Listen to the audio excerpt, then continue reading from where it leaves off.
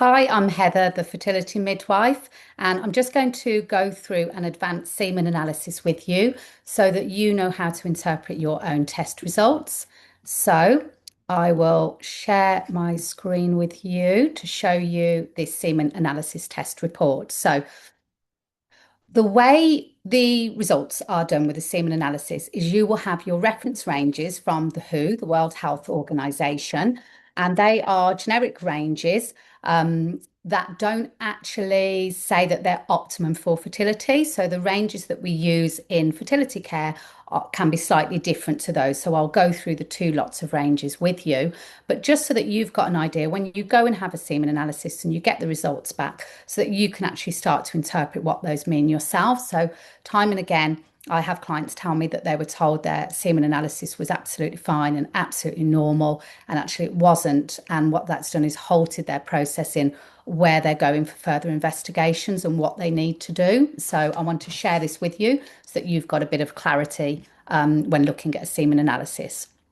So we'll just go through the different markers. We start with the volume, which is so this is a client's, obviously it's confidential, or the details have been hidden, but we're just using this so that I've got a form here for you to show you. But actually, where the results need to be for this is the pH needs to be between 7.8 to 8.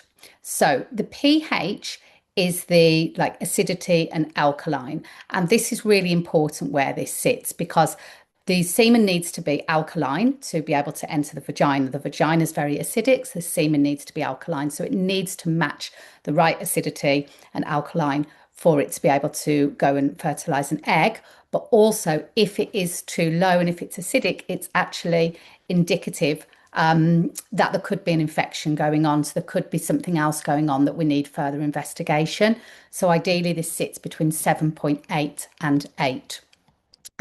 The volume, we want this to sit above 1.5. So WHO reference ranges are 1.4, but I usually say 1.5 up to 5 mil.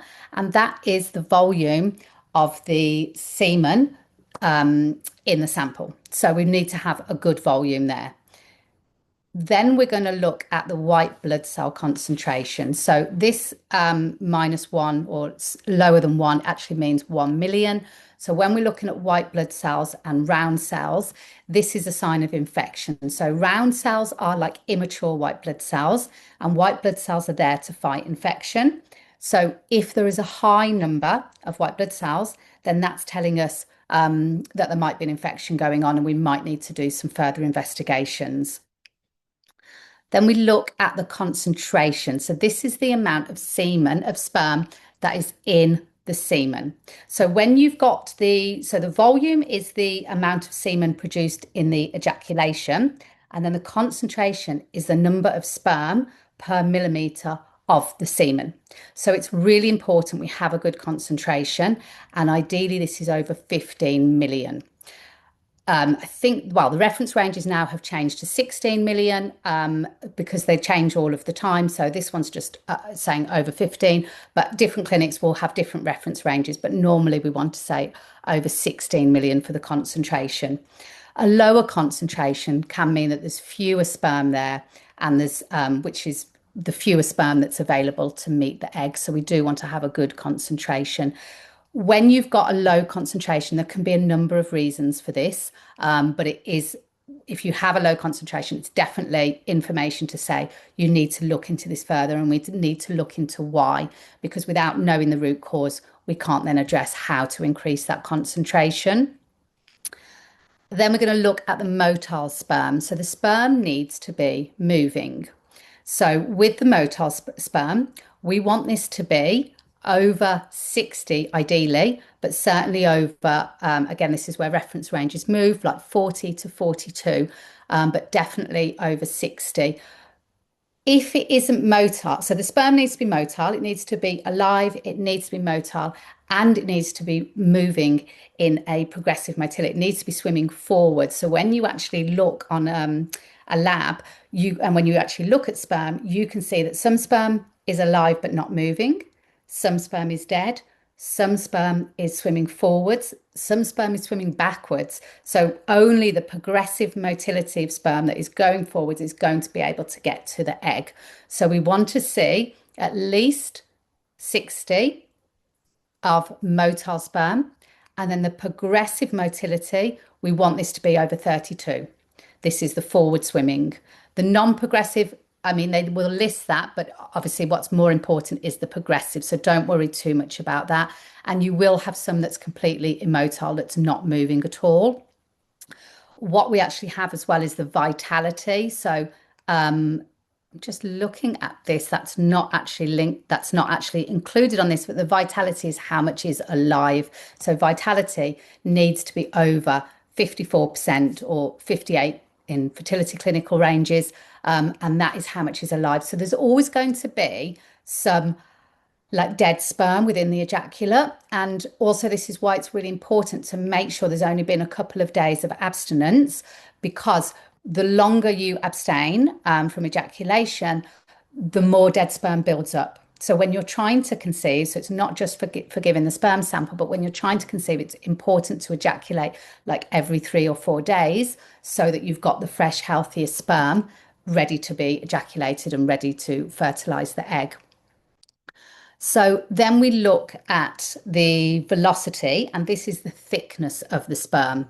So the sperm, so very, very thick, it's harder for it to move. So we need to make sure that the sperm has a good velocity. And the velocity here is, where's that gone now? 27, which is actually fine.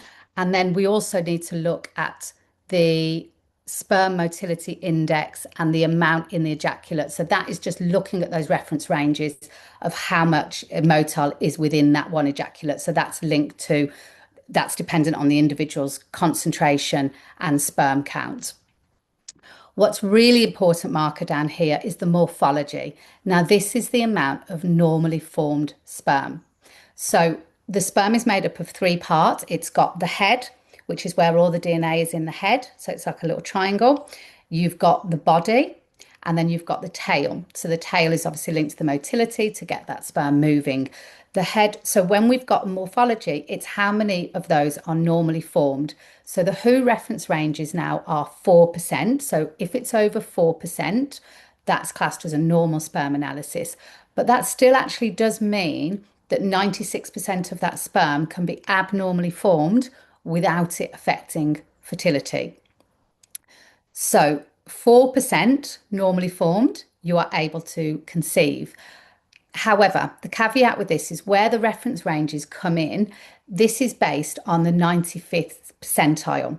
So what this is saying is with 95% of men that conceive or have conceived within the last 12 months, their morphology is above 4%.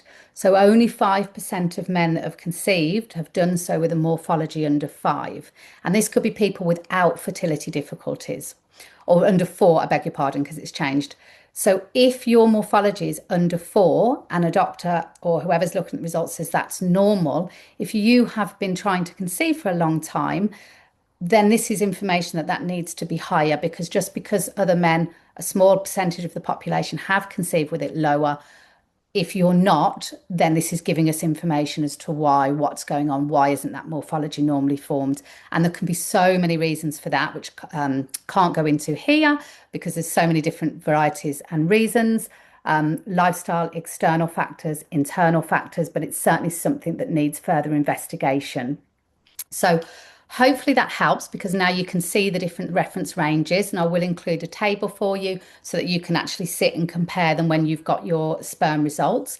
But definitely going through your semen analysis so that you can understand where those markers sit can help you decide on your next steps. If you do need any help with planning tests or interpreting any other tests, then please do get in touch. I do offer a session where you can just go through all of your test results and give you some direction and plan for your next steps. So I hope that has helped you.